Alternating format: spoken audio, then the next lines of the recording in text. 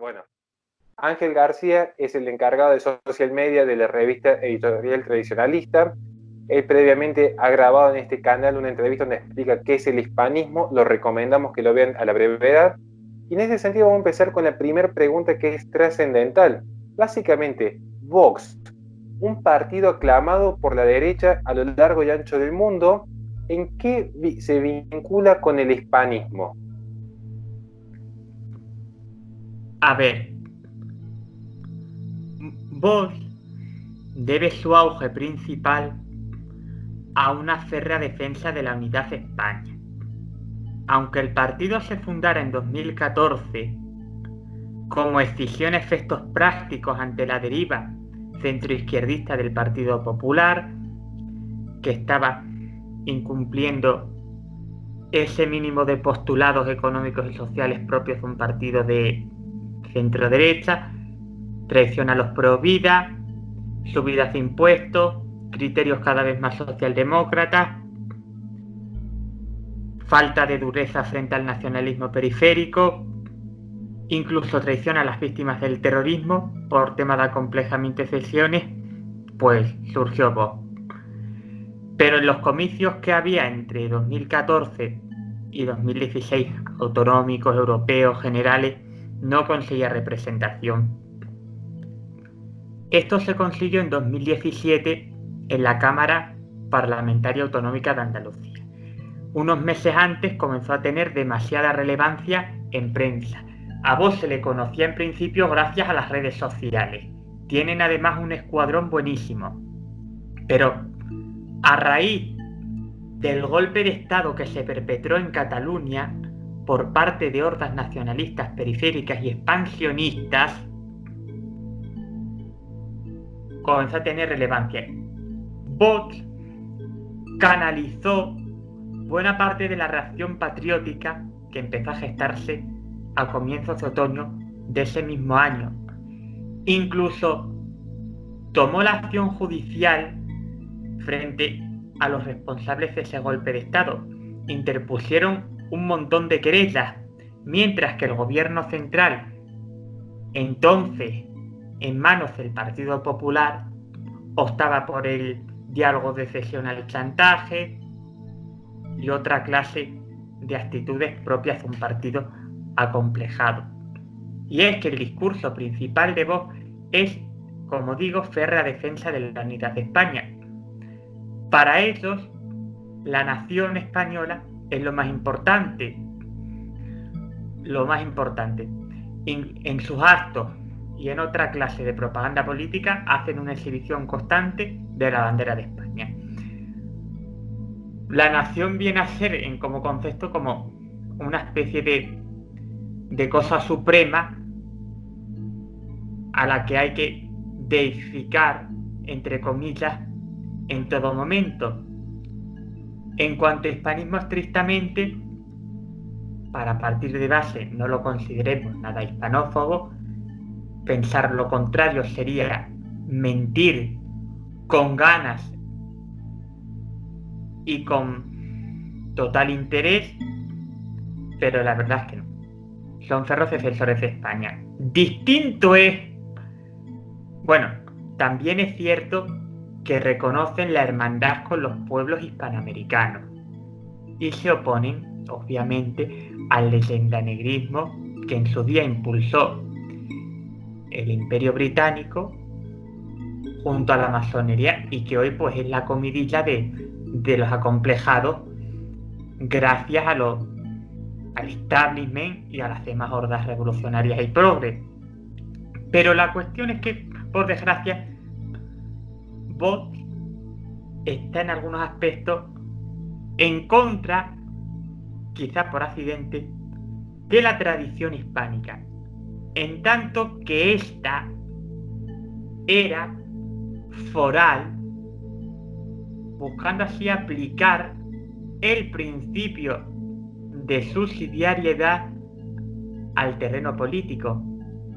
El imperio hispánico no era centralista, había varios virreinatos con considerable autonomía. En cambio, la corona inglesa no hizo lo mismo. Por eso surgió el motín del té, bueno, fueron ciertas imposiciones mercantilistas y arancelarias, el famoso Tea Party. Bien. Y entonces Vox aboga por un centralismo jacobino más propio del afrancesamiento. Ellos no buscan tanto reducir el Estado, sino reducir competencias autonómicas para delegar buena parte de estas al Estado central, bueno, al gobierno central, por decirlo de alguna manera. No hablan tanto de cuerpos intermedios, fragmentación del poder, etc. Distinto es que se opongan a la ideología de género y reconozcan a la familia, pero no buscan esa fragmentación que pueden defender los tradicionalistas y los paleolibertarios. Bien, excelente. Como hemos podido ver entonces en estos humildes 5 minutos, hay algunos puntos en los que puede conectarse Vox al hispanismo, entiéndase la defensa de la familia, la lucha contra la embestida y el progresismo internacional, recalcar ciertas identidades locales. Sin embargo, también hemos apreciado que hay una diferencia, especialmente en lo que es el respeto a las autonomías locales, el tema del centralismo, y por ahí en algunas cuestiones políticas pareciera ser heredero justamente de este jacobinismo que proviene de zonas foráneas. Entonces, para profundizar en este aspecto, como hemos visto, estamos hablando de Vox y el hispanismo. ¿Qué otra reflexión podríamos hacer en cuanto a los puntos de convergencia, pero especialmente ahora aquellos puntos donde quizás el tradicionalismo español pueda ser escéptico ante Vox? Bueno, el tradicionalismo español puede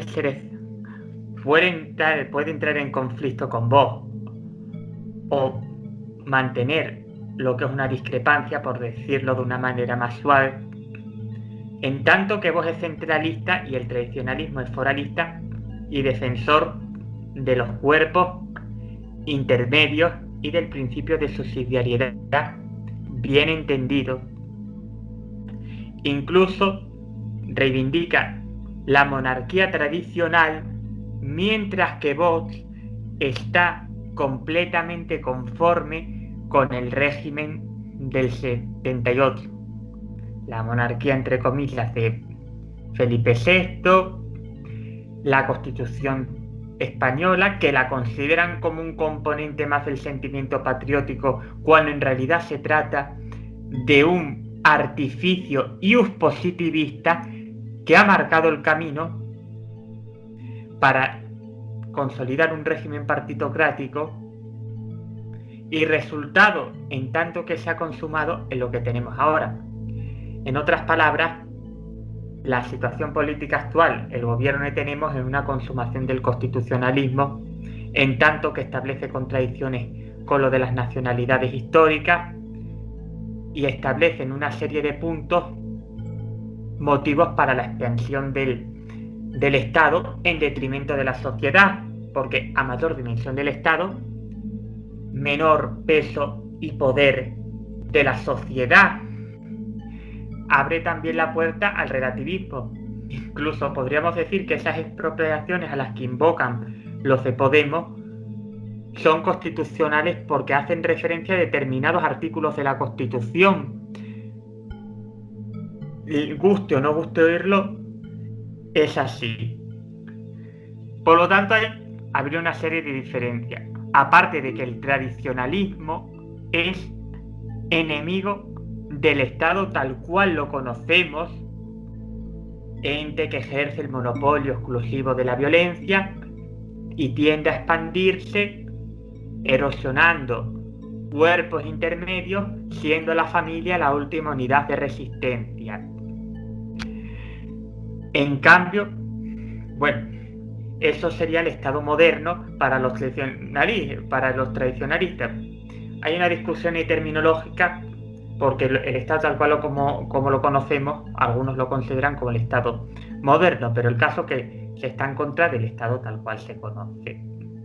Aunque algunos digan que no están en contra sino del Estado en sí, depende. Pero la cuestión es oposición a eso que fue fruto de la Revolución Francesa, porque el liberalismo afrancesado, una de las primeras aportaciones que hizo España fue, aparte del secularismo y tal, la consolidación del Estado español.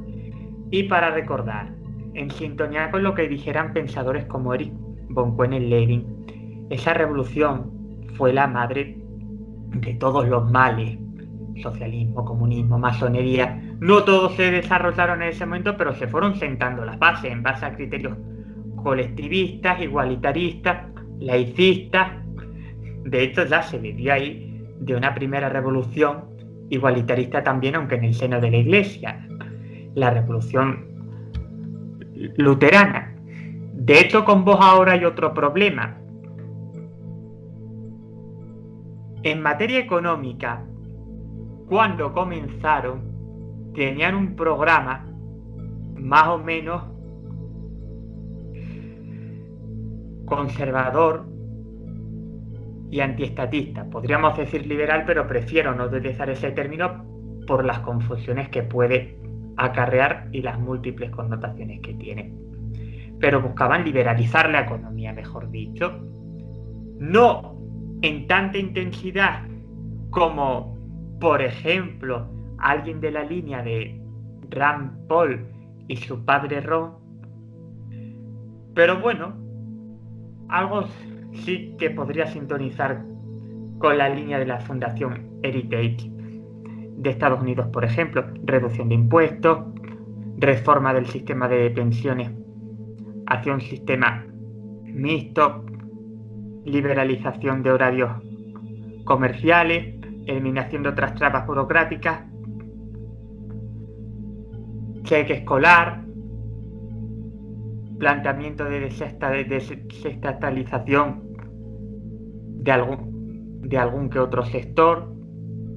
En cambio, últimamente, Vox está siguiendo el mismo rumbo que otros partidos de la derecha identitaria anti-establishment europea, que aparte de velar en sí por la Europa de naciones como antagonista del Estado Único Europeo, de la Unión Europea de Repúblicas Socialistas Soviéticas, en vez de pensar, por ejemplo, en la Europa de Liechtenstein, aparte de eso, están experimentando muchas tendencias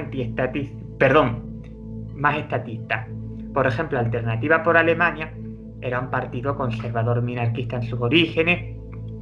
En cambio, la facción nacionalista que había dentro ha ido adquiriendo más peso. Con Vox está ocurriendo lo mismo.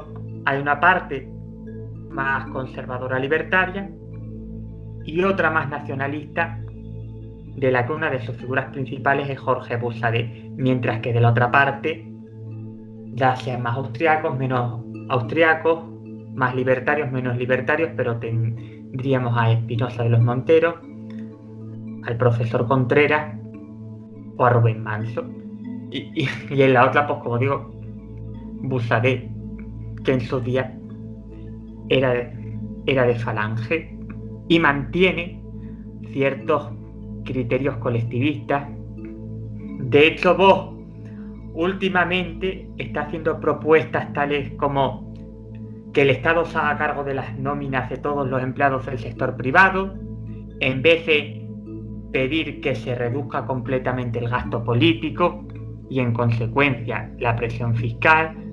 Ha habido alguna que otra voz partidaria de controlar el precio ante el bulo que se infundó sobre las mascarillas, cuando en realidad ha habido problemas de oferta por limitación del gobierno. En el tema de las pensiones, últimamente dejaron de insistir con lo de la liberalización progresiva. En el programa de los comicios de noviembre de 2018 redujeron puntos de un programa, de lo que sería un programa liberalizador. Y todo esto tiene un porqué.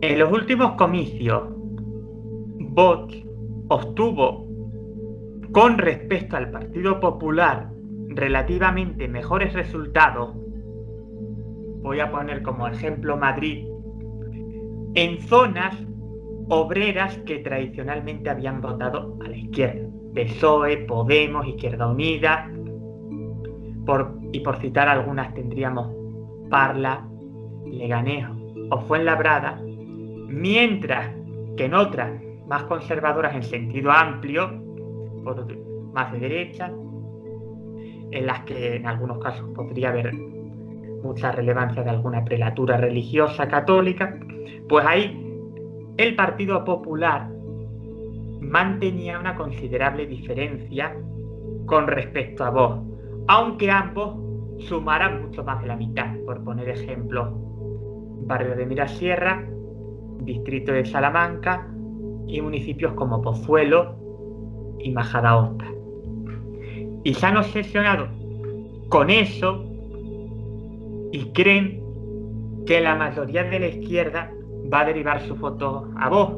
Y si bien es cierto que pueda haber gente que esté preocupada por el tema de la inmigración y de la hispanofobia o del procés y otras amenazas nacionalistas periféricas, pero es una minoría porque la izquierda española, la izquierda más radical, dejando aparte a los progres que andan en el PP, en Ciudadanos y en los grupitos libertarios, pues digamos que lo que es la izquierda en general es bastante radical y guerra civilista, incluso mucho fanático del PSOE. Todavía, los más jóvenes Podemos, la mayoría de gente joven está demasiado engañada, ilusionada con un partido que más bien lastra sus oportunidades de búsqueda de futuro. Hay mucho aborregamiento, por desgracia. Se tiene muy metido el tema de la desmemoria histórica, mucha obsesión con resucitar, entre comillas, a Franco y ganar una guerra perdida en su momento. Más que una guerra fue la cruzada de liberación, hablando con incorrección política absoluta y con conformidad a verdad. Y eso es lo que ocurre. Y si nos ponemos a hacer comparaciones, lo mismo que se puede decir que Podemos es la filial del régimen narcocomunista de Maduro en España, o que Ciudadanos es filial del Elíseo en la península ibérica, se puede decir que Vox, más que con el Frente Nacional francés, aunque haya semejanza hacia puntos proteccionistas, el proteccionismo no nos debe de alarmar solo de Vox. El resto de partidos han sido proteccionistas. Lo único que en vez de hablar, por ejemplo, de Producto Nacional, pues han defendido sin más los aranceles de la UERS y la llamada política agraria común, no habiendo defendido nunca lo que es una liberalización unilateral comercial. Y yendo a lo que iba, por compararlo quizás con la formación de gobierno que mantiene el poder en Polonia, a simple vista se puede considerar de derecha, es votada por mucha gente de derecha, en muchos casos se le ve como voto útil, lo mismo que aquí en España. Se puede pensar lo mismo bien de Vox o del PP si no se es tan conservador y férreo en temas de tradiciones, y el voto útil puede ir ligado a cuestiones de mal menor, pues se puede decir que ese partido de gobierno. Porque ese partido de gobierno es en economía considerablemente intervencionista.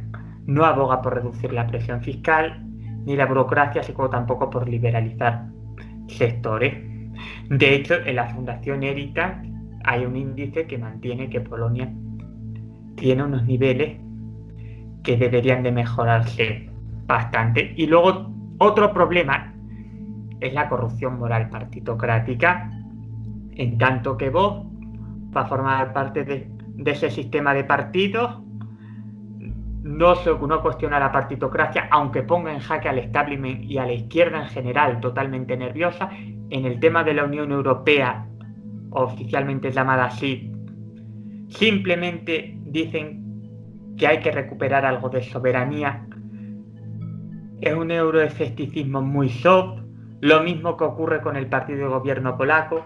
No buscan la desvinculación absoluta, como por ejemplo muchos Tories británicos o algún que otro partido, como podría ser la Liga Norte o la Confederación Libertad, Independencia, Polonia. También es anti-establishment, aunque esta sea más libertaria y tradicionalista. Pero de todos modos hay que destacar una cosa ya para terminar. Que no solo hay que obsesionarse con los partidos como si cayeran del cielo.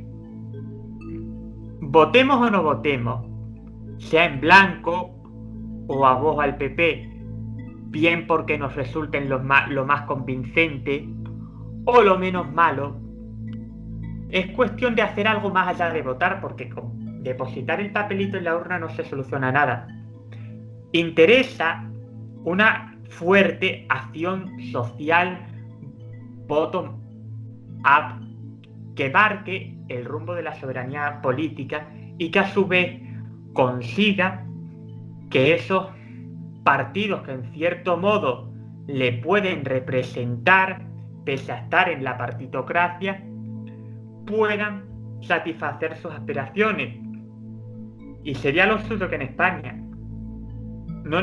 estas protestas últimamente me parecen fenomenal, aplaudidas sean, hay que animar, apoyar, pero no quiero que se limite todo a esperar a que caiga Pedro Sánchez o se convoquen nuevas elecciones. Hay que entrar en un proceso contrarrevolucionario y defender, pensando no solo en unas nuevas elecciones, sino en el largo plazo, la vida, la familia, la libertad, la propiedad y la tradición, aparte de volver a tener a Dios más presente en el centro de nuestras vidas. De hecho, las sociedades conservadoras o pro-traditio más ejemplares, por ejemplo, Hungría, aunque ahí pese más el nacionalismo, Texas o Polonia, son lo que son, aunque haya cosas a mejorar en mayor o en menor medida, porque su sociedad ha dejado bastantes cosas claras, ha sabido movilizarse y tratar de influir. E influir no es meterse en el partido y no hacer nada más que esperar a que implemente. Por ejemplo, si Texas es uno de los territorios norteamericanos donde la sociedad es más fuerte y hay mayor libertad económica, así como respeto al no nacido, es porque su sociedad se ha movilizado y se sigue movilizando mucho. Gracias a esta movilización hay poquísimas clínicas abortistas y cada vez menos. Gracias a esto también el gobernador Greg Abbott se ha comprometido a aminorar la intensidad de las medidas del confinamiento. Hemos visto que muchos tejanos han salido a protestar contra el estado policial con total claridad, con eslóganes pro constitución, porque la constitución norteamericana no es como la española, es más bien naturalista, muchas proclamas antisocialistas, incluso la controvertida bandera de Castén. De hecho, hasta armas, en tanto que son férreos defensores del derecho a la autodefensa. En Brasil, si Bolsonaro está gobernando y resistiendo, es porque antes de que se convocaran ciertos comicios, empezó a gestarse una especie de movida contracultural, contrarrevolucionaria, por parte de comunidades religiosas, periodistas y determinados think tanks. De hecho, en Brasil estamos viendo protestas, manifestaciones en defensa del presidente. Cuando salió el jaleo del Lava Jato, que resultaba de cierta prensa pro-establishment izquierdista, muchos salieron a pedir que no se soltara a Lula, sino manifestaban confianza en Bolsonaro y en el juez o fiscal Sergio Moro, para mantener a ese socialista corrupto y liberticida preso y no desconfiar en Bolsonaro o en el sistema en general, en tanto que se podían reformar las cosas y mantener una justicia de verdad. De hecho, Bolsonaro se enfrenta, por desgracia, a un problema en el seno de la estructura de poder, las cloacas, el Deep State, como ocurre en Estados Unidos y en el Reino Unido, por poner ejemplo. El poder judicial brasileño está dominado por la élite, por los partidarios del establishment. Pero a lo que voy, que lo que ocurre, esas protestas que se han visto en apoyo a Bolsonaro, a favor de que Lula siga en la cárcel, o en defensa de la reforma del sistema de pensiones, o de cierta reducción de gasto político, bueno, de gasto público, mejor dicho, se han debido a que antes ha habido un cambio contracultural. Y si en Polonia se puede avanzar tarde o temprano en la reforma provida, es porque gran parte de la sociedad ha apoyado iniciativas provida y se ha manifestado a la más mínima, aparte de mantener su fe con bastante profundidad, siendo por eso una excepción al suicidio cultural que se da en Europa. Con el tema de la ideología de género, mientras que algunos gobiernos locales de urbes como Varsovia, que están en manos de la plataforma cívica del Partido Popular Europeo,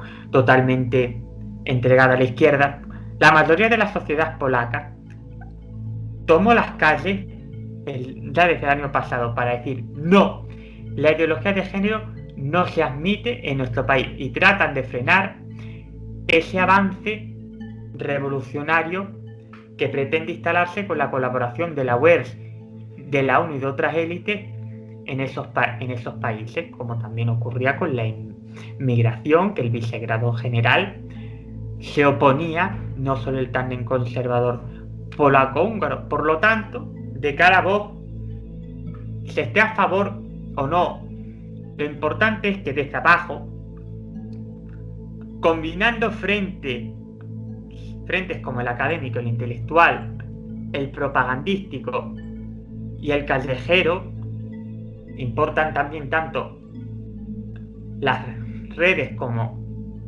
lo más físico, pues, y cada uno desde donde mejor considere, porque no es cuestión de hacer proselitismo en una sola asociación o de montar tal cosa o de recomendar tal. Lo suyo es hacer algo, romper complejos y saber movilizarse. Distinto es que moralmente convenga establecer sinergias en tanto que la unión hace la fuerza. Y sí, de cara al proceso contrarrevolucionario de reacción, ha de haber una unidad entre tradicionalistas, paleolibertarios, conservadores minarquistas y otra clase de católicos que puedan no tener identificación política, pero sí de estar de acuerdo, y centrar todo en lo que es la revolución en general. No limitarse solo a lo moral ni solo a lo económico. También hay mucha gente que peca de economicismo, y es que, como bien dicen decentes como la TFP, por ejemplo, bueno, y eso cualquier persona sea consciente del problema en ambos sentidos, pues tiene claro que el socialismo, conseguiremos el socialismo como un fruto del desarrollo revolucionario, ha de combatirse en todos los frentes. Hablemos de izquierda en general si queremos: económico, moral y cultural. Una economía de mercado libre requiere del principio de subsidiariedad y de una serie de valores como la responsabilidad, el ahorro y la mirada a corto plazo. Mientras que una sociedad fuerte no solo requiere del mercado, sino de esos valores mencionados y de otras visiones morales relacionadas con la entrega a los demás. Y el ejercicio de la libertad siempre de cara al bien y la verdad, que verdad hay solo una y no verdades varias.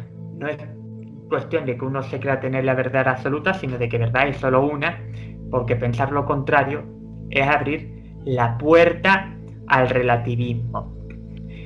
Y la revolución no solo es económica, también cultural. Estamos viendo que ahora en la cuarta fase, a la par que los estados tienden a hipertrofiarse, a reforzar su poder de intervención en el mercado, pues estamos viendo no solo la subida de escalones hacia el globalismo, sino también el desarrollo de ideologías como el feminismo, el homosexualismo, el multiculturalismo, el ecologismo. Incluso utilizan a figuras como falsas beatas o sujetos de canonización. Es el caso de las hermanas Thunberg, por poner un ejemplo. Perfecto. Bueno, muchísimas gracias por tu tiempo. Se nos ha pasado volando esta media hora. Así que, sin más, para dar ya, porque hemos tratado de tocar la mayor cantidad de temas posible, hemos podido observar justamente esta relación que hay entre el Vox, el partido político comúnmente conocido a nivel mundial como un partido de derecha dentro de España, con el hispanismo, donde hemos analizado puntos de encuentro, puntos de acuerdo que hay entre ambos espacios y puntos de divergencias, puntos de diferencias que son más que atendibles. Así que sin más que agregar, yo quiero agradecerte enormemente por tu tiempo, saber que las puertas de la Fundación Libre están siempre abiertas para cuando quieras publicar. Lo mismo de cara al editorial tradicionalista. Exactamente, estamos trabajando en un convenio muy interesante, tenemos espacios, queremos en este sentido reforzar la batalla cultural. Es muy bien lo que ha planteado Ángel el día de hoy. No alcanza solamente con votar un partido de derecha, hay que dar una batalla en términos de propaganda para afianzar lo que es un espacio que va más allá de la sola cuestión económica. Ya no es solamente decir mayor o menor gasto público, que es un tema importante a tratar, pero la cuestión moral y cultural trasciende por sobre lo material siempre. Así que sin más que agregar, muchísimas gracias y estaremos en contacto para próximas entrevistas conociendo cada vez más lo que es este mundo del hispanismo. Muchísimas gracias. Hasta la próxima, un placer. Un placer, muchas gracias.